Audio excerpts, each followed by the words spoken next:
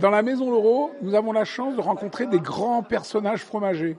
J'ai eu l'occasion, lors d'un salon à Cologne, en Allemagne, de rencontrer Andrea Mellogrossi, fromager affineur de la maison Tozzi.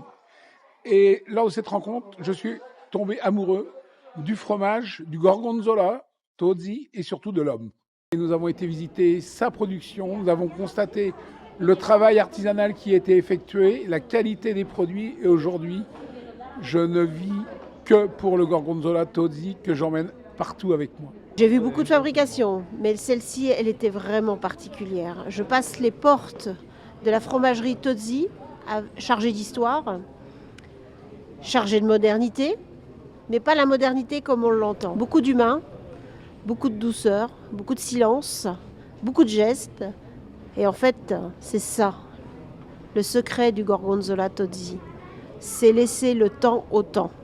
Il ne représente que 2% de la production de l'AOP Gorgonzola. Les meilleurs ouvriers de France, nous avons un vrai rôle à jouer pour que cette sentinelle des Gorgonzola puisse perdurer demain, après-demain, dans 50 ans, dans 100 ans, et qu'on puisse continuer à manger ce merveilleux Gorgonzola. Nous ne vendons que de Gorgonzola Tozzi. Le phare de la maison Tozzi, le Gorgonzola Dolce, celui qu'on voit habituellement, qui est relativement doux et crémeux.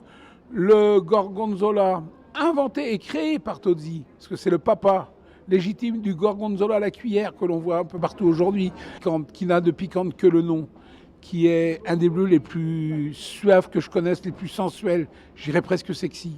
Nous avons été invités à la grande manifestation gastronomique Les Étoiles de Mougins, où se côtoie le gratin de la gastronomie française. Nous y allions pour présenter des fromages et si on mettait en avant un producteur. Et s'il y avait un producteur qu'on avait envie de mettre en avant, c'est Andrea Mellogrossi, le fromager affineur de la maison Tozzi.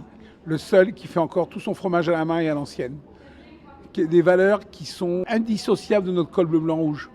Nous avons eu la chance de cuisiner avec Stéphane Buron un risotto extraordinaire, fait un merveilleux week-end, placé sous le signe de l'amitié franco-italienne et surtout de la gourmandise.